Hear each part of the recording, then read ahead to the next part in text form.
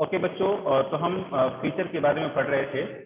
Feature अखबारों और पत्रिकाओं में लिखा जाता है और इसकी जो शब्द सीमा है 250 से लेकर के 2000 शब्दों तक फीचर को छापा जा सकता है, लिखा जा सकता है। और एक अच्छे और रोचक फीचर के साथ फोटो, रेखांकन, ग्राफिक्स आदि का होना बहुत जरूरी होता है, क्योंकि उसको एक प्रभावी तरीके से सबके सामने रखने के लिए ये दोनों चीजें बहुत जरूरी होती हैं।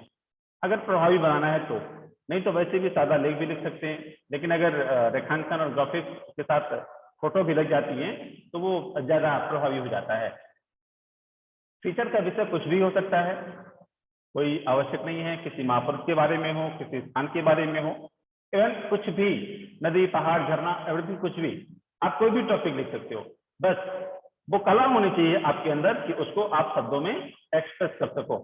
हल्के फुल्के विषयों से लेकर गंभीर विषयों और मुद्दों पर भी फीचर लिखा जा सकता है। जैसे आप अपने स्कूल पर एक परिचयात्मक फीचर लिखने से लेकर के उसके सालाना समारोह, अपनी शैक्षणिक यात्रा पर केंद्रित फीचर लिख सकते हैं।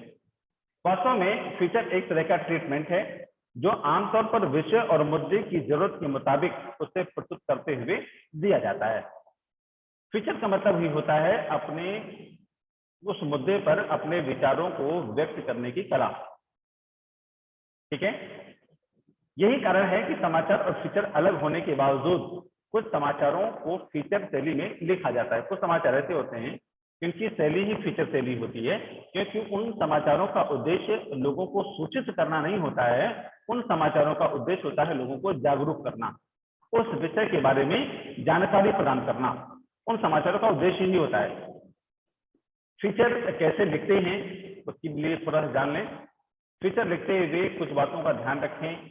उसमें पहली बात यह है कि फीचर को सजीव बनाने के लिए उसमें उस विषय से जुड़े यानी पात्रों की मौजूदगी जरूरी है।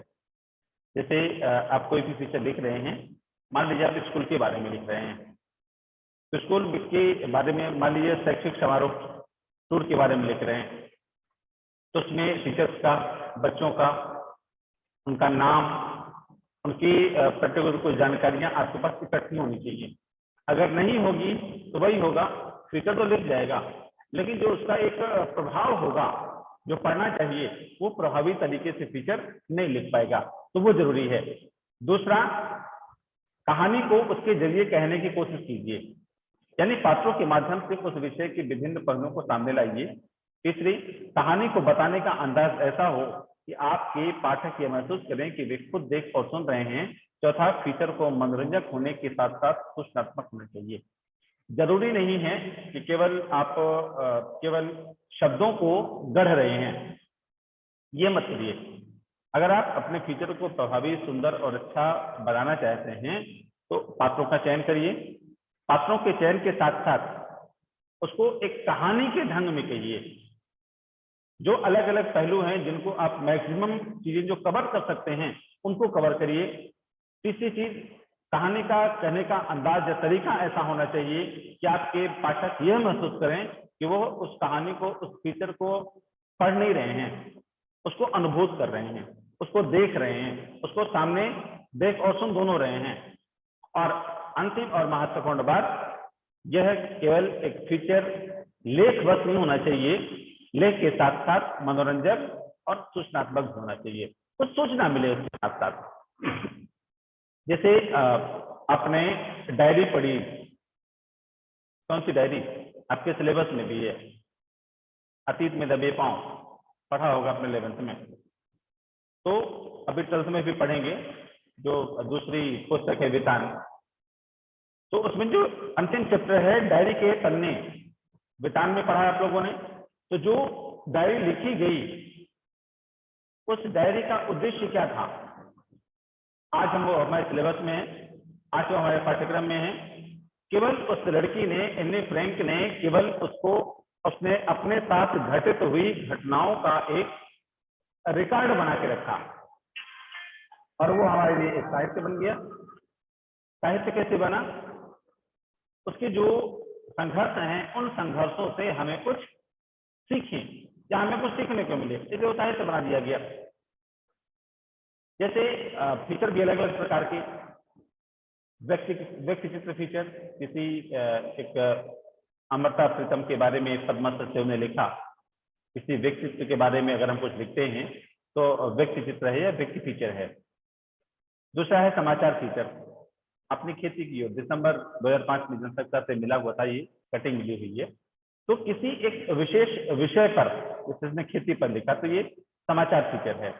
इस फीचर के द्वारा ये लोगों को सूचित नहीं किया जा रहा, लेकिन ये जानकारी दी जा रही है। ये सूचना नहीं है, ये घटना कोई नहीं है, लेकिन इसमें एक व्यक्ति के बारे में बताया जा रहा है इस फीचर में। और नंबर 2 फीचर में एक क्षेत्र विशेष खेती के विषय में जानकारी उनको दी जा रही है। ठीक है, मतलब यह हुआ फीचर को किसी बैठक या सभा की कार्रवाई विवरण की तरह नहीं लिखा जाना चाहिए। जैसे कभी मीटिंग होती है किसी ऑफिस में, तो एक मीटिंग को रिकॉर्ड बनाने के लिए अधिकारी जो होता है अपने किसी कर्मचारी को बैठाता है, कहता है इस मीटिंग के मिनट तैयार कर लो। मिनट क्या होते हैं? मीटिंग में जिन जिन बातों की चर्चा होती है, जिन जिन बातों पर डिस्कस किया जाता है, उनके बारे में उसमें लिखा जाता है पॉइंट वाइज कि अधिकारी ने या जो भी बैठक लेने वाला व्यक्ति था उसने इन बातों पर चर्चा की, उनका निर्णय क्या हुआ, डिस्कशन क्या हुआ, क्या उस पर अमल किया जाएगा, क्या नहीं किया जाएगा, कौन कौन चीजें अमल करने लायक हैं। तो उसका उस जो फीचर है किसी मीटिंग के, किसी बैठक के, किसी सभा के कार्रवाई विवरण की तरह नहीं लिखा जाना चाहिए। साथ ही फीचर कोई निरस्त शोध रिपोर्ट भी नहीं है। जैसे पीएचडी करने वाले छात्र शोध करते हैं, थीसिस लिखते हैं, तो उनके थीसिस का मतलब ये होता है केवल डाटा इकट्ठा करना, डाटा को बिल्कुल एक कॉपी में भर देना, वो बोरिंग सी होती है। वह बड़ी घटनाओं, कार्यक्रमों, आयोजनों की सूची और विचार रिपोर्ट भी नहीं है। फीचर आमतौर पर तथ्यों, सूचनाओं और विचारों पर आधारित कथात्मक विवरण और विशेष लेखन होता है। फीचर का कोई थीम नहीं होता है। फीचर की कोई थीम होनी चाहिए। बिना थीम के, थीम मतलब कोई एक टॉपिक हो, उस विषय पर आपकी जानकारी हो और जानकारी के साथ साथ उसको व्याख्यायित करने की शैली भी आपके पास हो, ताकि आप उसको अच्छे से लिख सकें। ठीक है, ये जो पैराग्राफ है इसको आप लोग पढ़िएगा, एक एक लाइन पॉसिबल नहीं है। विशेष रिपोर्ट, अगला हम टॉपिक शुरू करते हैं। विशेष रिपोर्ट क्या है? विशेष रिपोर्ट जैसे आप अखबार पढ़ते हैं तो कभी कोई सूचना ऐसे आधार पर लिखी जाती है कि वो केवल समाचार नहीं, एक क्षेत्र विशेष, व्यक्ति विशेष या एक कोई संस्थान विशेष पर एक स्पेशल रिपोर्ट बनाई जाती है। जैसे आप टेलीविजन में देखते हैं कि एक संस्थान पर कोई हॉस्पिटल हो सकता है, कोई कॉलेज हो सकता है, कोई स्कूल हो सकता है, कोई सरकारी संस्थान हो सकता है। उन संस्थानों पर छानबीन करते हैं पत्रकार जाकर के, यहाँ पर क्या हो रहा है, कैसे हो रहा है, कैसे कार्य हो रहे हैं, कैसे कार्य नहीं हो रहे हैं। तो उन सारी छानबीनों को वो लेकर के फिर एक अखबार में या न्यूज चैनल में उन रिपोर्ट्स को हमारे सामने शो करते हैं। उनको बोलते हैं विशेष रिपोर्ट। ठीक है, अखबारों और पत्रिकाओं में सामान्य समाचारों के अलावा गहरी छानबीन, विश्लेषण और व्याख्या के आधार पर विशेष रिपोर्ट प्रकाशित होती है। ऐसी रिपोर्टों को तैयार करने के लिए किसी घटना, समस्या या मुद्दे की गहराई से छानबीन की जाती है और उससे संबंधित महत्वपूर्ण तथ्यों को इकट्ठा किया जाता है। तथ्यों के विश्लेषण के जरिए उसके नतीजे, प्रभाव और कारणों को स्पष्ट किया जाता है। यानी किसी भी, मैंने बताया, किसी ऑफिस, किसी संस्थान, किसी प्राइवेट संस्थान हो, सरकारी संस्थान हो, उसमें होने वाले क्रियाकलापों के बारे में पत्रकार जाकर के जानकारी इकट्ठी करते हैं और फिर उस जानकारी को कलेक्ट करने के बाद उसको एक प्रकार से कंसोलिडेट करते हैं। दोबारा से उसमें जानकारी इकट्ठी करते हैं, छानबीन की जाती है कि किसी के बारे में अगर हम अखबार में लिख रहे हैं, अखबार में छाप रहे हैं, न्यूज चैनल में दे रहे हैं, तो क्या वो जानकारियां सही हैं या गलत है। इसके लिए उनको छानबीन करनी पड़ती है, शोध करने पड़ते हैं। शोध करने के बाद जो सच्चाइयां, अच्छाइयां, बुराइयां सामने आती हैं, उनको विशेष रिपोर्ट इसलिए कहा गया। विशेष रूप से तैयारी करके, विशेष रूप से उनकी छानबीन करके तब अखबारों में उनको लिखा जाता है या न्यूज चैनल में प्रस्तुत किया जाता है। विशेष रिपोर्ट कई प्रकार की होती है। एक होती है इन्वेस्टिगेटिव रिपोर्ट, मीन्स खोजी रिपोर्ट, इन डेप्थ रिपोर्ट यानी विश्लेषणात्मक रिपोर्ट, और विवरणात्मक रिपोर्ट। विशेष रिपोर्टों के कुछ प्रमुख प्रकार हैं। खोजी रिपोर्ट में रिपोर्टर मौलिक शोध छानबीन के जरिए ऐसी सूचनाएं या तथ्य सामने लाता है जो सार्वजनिक तौर पर पहले से उपलब्ध नहीं। जो खोजी रिपोर्ट होती हैं, जैसे आपने समाचारों में देखा होगा, कभी कभी कोई चैनल वाले किसी दूरस्थ स्थान पर, किसी दूर के स्थान पर, किसी पहाड़ी क्षेत्र पर जाते हैं और वहां पर कोई मंदिर है, कोई मस्जिद है, कोई गुरुद्वारा है, या कोई दार्शनिक स्थान है, कोई पूजनीय स्थल है, कोई भी ऐसा जो अब तक हमारे सामने नहीं आया, जो पब्लिक के सामने नहीं आया, तो वो खोजी रिपोर्टर वहां पर जाता है, खोजता है और अपनी गाड़ियों से, वाहनों से पहाड़ों पर पैदल चढ़ करके जो परेशानियां उनको झेलते हुए, आपने बहुत सारी रिपोर्ट देखी होंगी ऐसी।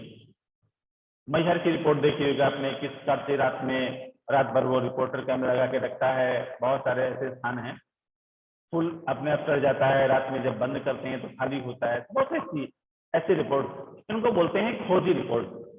सूचनाएं और तथ्य सामने लाता है और हमारे सामने रखता है। खोजी रिपोर्ट का इस्तेमाल आमतौर पर भ्रष्टाचार, अनियमितताओं और गड़बड़ियों को उजागर करने के लिए किया जाता है।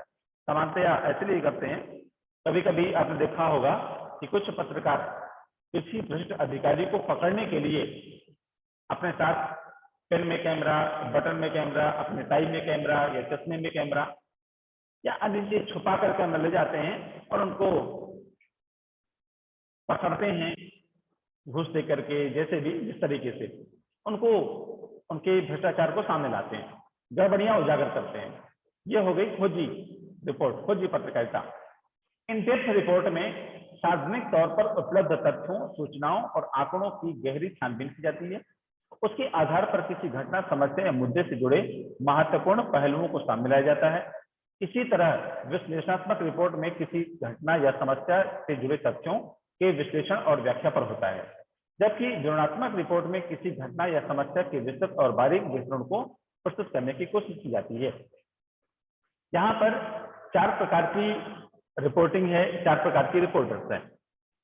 इन चारों को समझने के लिए थोड़ा सा समझने की कोशिश करेंगे। पहली रिपोर्ट समझ में आ गई, खोजी रिपोर्ट, जो हमारे सामने नहीं होती हैं जानकारियां, उन जानकारियों को पत्रकार सामने लाता है। जो दूसरी प्रकार की रिपोर्ट है in depth report. In depth report में सार्वजनिक तौर पर उपलब्ध तो हैं सारी चीजें, हम उनका प्रयोग भी कर रहे हैं, लेकिन उनमें क्या अनियमितताएं हैं, क्या जानकारियां हमारे पास नहीं है, उन अनियमितताओं को उजागर करना, उन जानकारियों को हमारे सामने लाना, ये डेप्थ रिपोर्ट की बेसिक नीड है, बेसिक जरूरत है। तो बेसिक इस प्रकार से पत्रकार इस क्षेत्र पर काम करते हैं। ठीक है। दूसरी है विश्लेषणात्मक रिपोर्ट। इस रिपोर्ट में किसी घटना या समस्या, कोई भी घटना होती है, कोई समस्या होती है, राजनीतिक हो, आर्थिक हो, राजनीतिक कुछ भी हो, उस समस्या को गहराई से उसका विश्लेषण करते हैं और उसकी व्याख्या करते हैं। जबकि जो विवरणात्मक रिपोर्ट है, किसी घटना या समस्या के विस्तृत और बारीक विवरण को प्रस्तुत करने की कोशिश की जाती है। ये 4 प्रकार की विशेष रिपोर्ट हैं, इनका लेखन से संबंधित ये बातें। आमतौर पर विभिन्न प्रकार की विशेष रिपोर्टों को, समाचार लेखन को उल्टा पिरामिड शैली में लिखा जाता है, लेकिन कई बार ऐसी रिपोर्टों को फीचर शैली में लिखा जाता है। ऐसी रिपोर्ट होती हैं, सामान्यतया उल्टा पिरामिड शैली में लिखते हैं, मुख्य बातें ऊपर, घटते क्रम में वैसी सूचनाएं बढ़ती जाती हैं। लेकिन धीरे धीरे ये ऐसी रिपोर्टें आ गई जिनको फीचर शैली में लिखा जाता है। क्योंकि ऐसी रिपोर्टें सामान्य समाचारों की तुलना में बड़ी और विस्तृत होती हैं, इसलिए पाठकों को रुचि बनाए रखने के लिए उल्टा पिरामिड शैली और फीचर दोनों शैलियों को मिलाकर लिखा जाता है, ताकि फीचर से जो पाठक है वो बना भी रहे और उल्टा पिरामिड शैली से उसमें तथ्यों की जानकारी भी बनी रहे। रिपोर्ट बहुत विस्तृत और बड़ी हो तो उसे श्रृंखलाबद्ध करके कई दिनों तक किस्तों में छापा जाता है। अगर बड़ी रिपोर्ट होती है, जैसे आपने पेपर पढ़ा हो, तो उन अखबारों में कभी कभी जैसे लंबी कहानियां होती हैं पत्रिकाओं में, तो एक कहानी का छोटा सा पार्ट 1 महीने में आएगा या 15 दिन में आएगा। पाक्षिक पत्रिका होगी तो अगला पार्ट अगले महीने, अगला पार्ट अगले महीने, अगले पार्ट अगले महीने, लंबी कहानी होती है। तो क्रमशः आगे लिखा होता है उसमें कहानियों के बाद में। लेकिन आपने देखा हो वर्ल्ड कप शुरू होता है, कोई ऐसा टूर शुरू होता है, क्रिकेट का हो, फुटबॉल का हो, या जिसका भी हो, खेल का भी, तो उसके इतिहास से लेकर के लगभग 1 महीने पहले, 15 दिन पहले से ही काउंट डाउन शुरू होता है। और वो रिपोर्ट, उस रिपोर्ट के लिए, वर्ल्ड कप रिपोर्ट के लिए पर्टिकुलर एक पेज निर्धारित किया जाता है।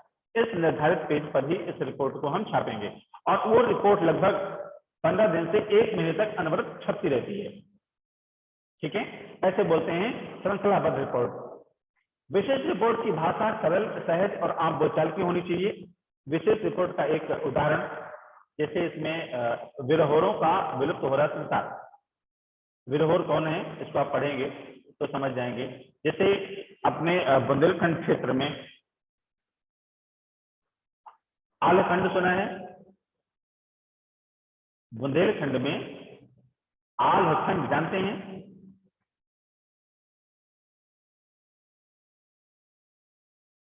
कोई बच्चा जानता है? रितेश?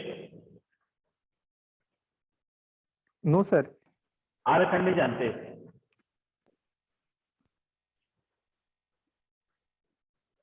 फाग जानते हो? No sir. फाग, फाग जानते हो?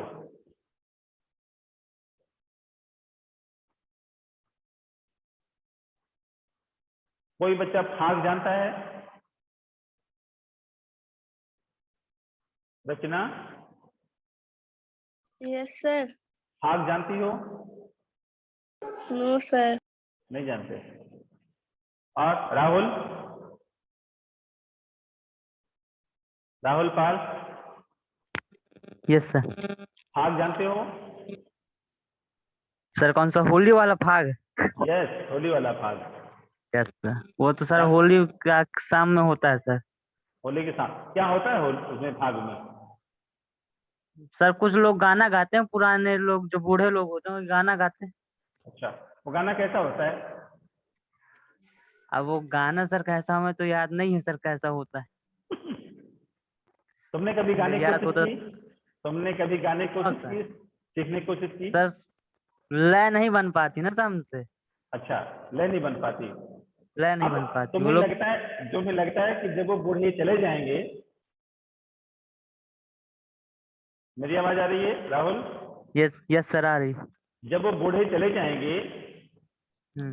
इस दुनिया को छोड़ के चले जाएंगे, 8, 10 साल, 15 साल, 20 साल तक जिएंगे, उसको चले जाएंगे, नहीं रहेंगे दुनिया में, तो फाग क्या जीवित रहेगा या चला जाएगा?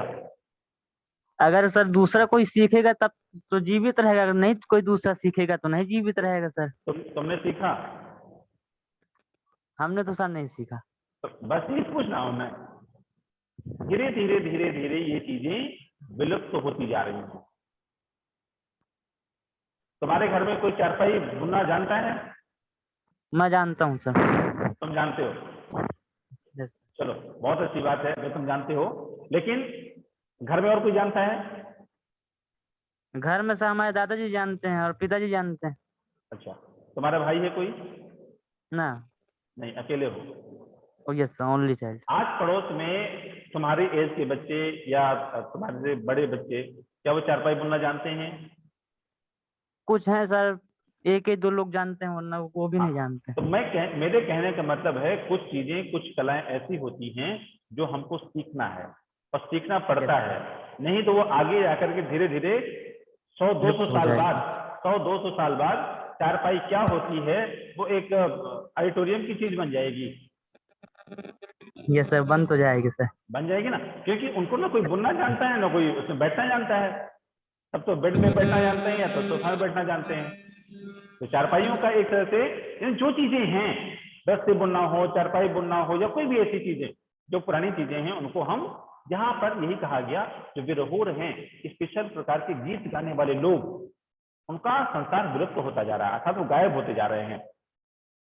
ठीक है, यानी कहने का मतलब ये इसमें देखिए लिखा है, विरहोर भी उसी अश्व एशियाई भाषाई जम्मू के संथाली या मुंडा जनजाति के लोग आते हैं, जो जंगल से वीर के लोग हैं, वो लोग विरहोर हैं, अर्थात वो इस तरह से गीत गाते हैं, इस तरह क्षेत्र के लोग हैं, उनके अलग तरह के संस्कार हैं, अलग तरह की अलग अलग गुण हैं उनके। तो कहने का मतलब ये चीजें इन्होंने विरहोरों को विलुप्त हो रहे संसार पर एक विशेष रिपोर्ट लिखी। उसी प्रकार आप भी लिख सकते हैं किसी एक क्षेत्र विशेष पर, चारपाई बुनने पर लिखें, रस्सी बुनने पर लिखें। क्या उन चीजें हमको पता है? क्या हमको शंख बजाना आता है? क्या हमको ढोलक बजाना आता है? क्या हमको हारमोनियम बजाना आता है? बहुत सारी चीजें। क्या हमको तबला बजाना आता है? नई जनरेशन में क्या क्या चीजें आ रही हैं और क्या क्या चीजें विलुप्त होती जा रही हैं, उन पर हमको एक लेख लिखें, हम उन पर अपने विचार व्यक्त करें। ठीक है, उसमें इन्होंने एक एग्जाम्पल दिया, एक रिपोर्ट लिखी। पी साईनाथ का यह आलेख है, एक अच्छा फीचर भी है, एक फीचर का एक उदाहरण भी है, उसको आप पढ़ेंगे। ठीक है, बहुत सारी चीजें हैं जो हम या आज की जनरेशन उन चीजों को न सीखना चाहती है और ना ही उनके बारे में कुछ जानना चाहती है। कारण क्या है? उनका उन चीजों से कोई लेना देना ही नहीं है। यश नायक कुछ बोल रहे हो?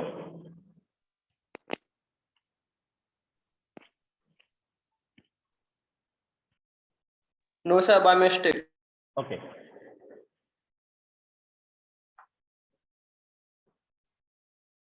चलिए इसको आगे का जो भाग है, इस पेपर की कुछ चीजें हैं, स्तंभ लेखन है, पत्रकारी लेखन है, इनको हम अगली क्लास में डिस्कस कर लेंगे। आपका कोई क्वेश्चन होगा तो उस पर भी बात कर लेंगे। अगला एक पीरियड में और लूंगा, उसके बाद शायद चैप्टर खत्म हो जाएगा। एक है संपादकीय लेखन, वो मैंने आपको बताया था एक दिन, स्तंभ लेखन इस पर, और संपादक के नाम पर उसी संपादकीय पृष्ठ में लिखा होता है साक्षात्कार, इंटरव्यू। ये 3-4 टॉपिक बचे हैं, इन 3-4 टॉपिक्स को हम अगली क्लास में डिस्कस करेंगे। ठीक है, अभी जितना हमने पढ़ लिया है उस पर किसी बच्चे का कोई प्रश्न हो तो बताएं। सर अभी आप फाग के पहले कोई शब्द पूछे थे, उसकी मीनिंग बता दीजिए। किसकी बेटा? सर फाग के पहले पूछा था, आर्य कुछ करके पूछे थे तो समझ में नहीं आया था। फाग के पहले, अच्छा, आल खंड। Yes sir. आला उदल, यस सर। जानते हो आला उदल? सर यस सर, सुना है नाम उनका। कौन है ये आला उदल? सर ये सर वो थे सर, सैनिक थे, किसके? दोनों भाई थे। कहाँ के थे? महोबा के चंदेल राजा के सेनापति थे। Okay, yes sir. तो उनके सम्मान में कोई एक किताब है, Alkhand, Alha? Yes sir, yes sir, हो गया, यस ठीक, समझ सर, में आ यस गया। बस बस वही है आलखंड। ठीक है, यस सर। वो कभी यस सर। सुनोगे, मोबाइल में डाल देना आलखंड, सुनाई आ जाएगा। Yes sir. वो स्पेशल, वो भी स्पेशल, जैसे फाग आते हैं ना, तो वैसे वो भी फाग है। Yes sir. ठीक है, यस सर। ओके।